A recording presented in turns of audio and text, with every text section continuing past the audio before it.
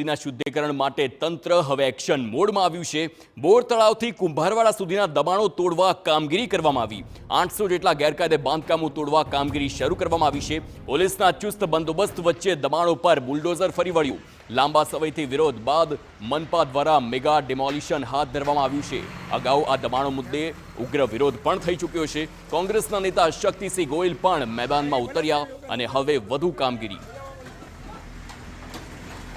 કુલ 811 ઇમારતો હાલ ગડેચી river body શુદ્ધિકરણના પ્રોજેક્ટમાં દબાણમાં આવે છે, જેમને નોટિસ ઇસ્યુ કરવામાં આવેલ હતી।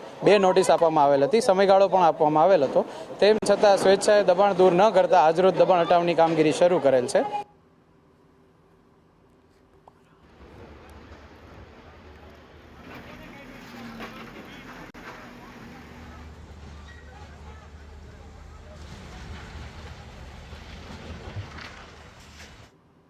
વડોદરામાં મનપાની દબાણ